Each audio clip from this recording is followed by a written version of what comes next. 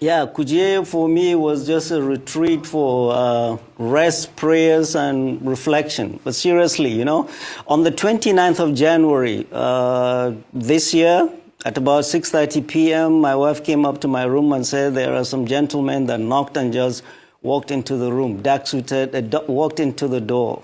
They want to see me. They said I'm expecting them. I came downstairs in my jalabia, no hat, and flip-flop. And they said they are from the EFCC. They've come to take me to the EFCC. I said, guys, you haven't even introduced yourselves. So they just brought out their badge and said, oh, they're EFCC. Show me arrest warrant. Oh, we don't need that, sir. Okay? Allow me go upstairs, change. They blocked me. They didn't let me. Allow my wife to go upstairs and bring me some change of clothing. They refused. We went outside. As we went outside, their bus was waiting outside. The driver was sitting, the engine was running. And there were 5 armed mobile policemen, some deployed behind the house, thinking I would run. I'm not a runner. So we went in, and I was sandwiched between an armed Mopol and a young operative. And they were high-fiving themselves as if they had captured notorious Kachala Bello Turji. We went to the EFCC, went to the office of their boss, and he handed me a bunch of papers. What are these? These are your charges. Well, I don't need the charges if I don't have my lawyer here. Well, the guy was waiting to go home, and my battery had gone down, and I couldn't call my wife and to tell her where I was and how I was, and they wouldn't let me call her. And they just took me to the cells. Nobody had told me whether I was going to stay, why I was there, how long I was going to be there. They just took me around the building to the cells.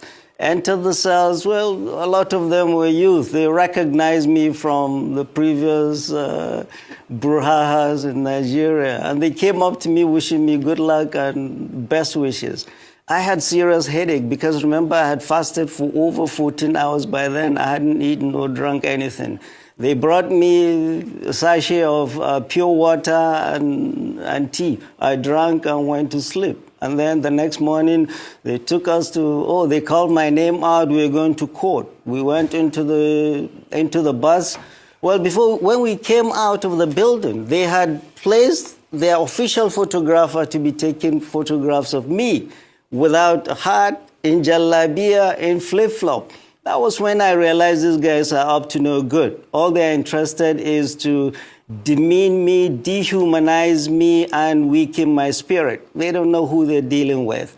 We went into the bus, and I was jokingly telling them, guys, haven't you forgotten the chains and the manacles? They busted out laughing and said, oh, our guy, it hasn't reached to that. We went to court. They were not ready. We had to come back to the EFCC again, and they upgraded me from 4 of us in a room to I alone in a cell. I was there in the EFCC for 6 days.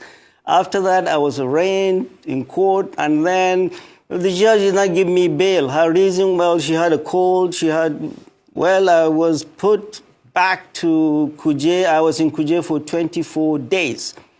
Denial of bail 2. Anybody excused is wrong, because bail is a constitutionally guaranteed right of anybody accused, except if it was a capital offense or the person is suspected of terrorism. Mine was neither of those. I was denied bail deliberately by this government to shake me up. And I was put in Kuje for 6 days and 24 days in EFCC for 6 days and 24 days in Kuje to shake me up and silence me. But no, I'm no one to be silenced. In Kuje prison, I wrote my experiences and told this government that 6 days in Kuje and 24 days 6 days in the EFCC and 24 days in Kuje will not silence me. The whole purpose is President Bola Ahmed Tinubu's government trying to silence any dissent to his government. And this coming from a president who was an IDECO activist himself, who fought the military, who ran across the border and ran away from the military. And when he came back, he never gave neither Jonathan, nor Obasanjo, Not even Buhari, he never gave them peace. He was criticizing them. Criticizing a government in a democracy is a legitimate right of every citizen. And President Bola Ahmed Tinubu is trying to stifle dissent in this country and is trying to make this country a one-party dictatorial state. We are not going to let that happen. We'll continue to speak up. We'll continue to raise our voices because silence in the face of evil is itself evil. All right. Thank you. Yes, thank you.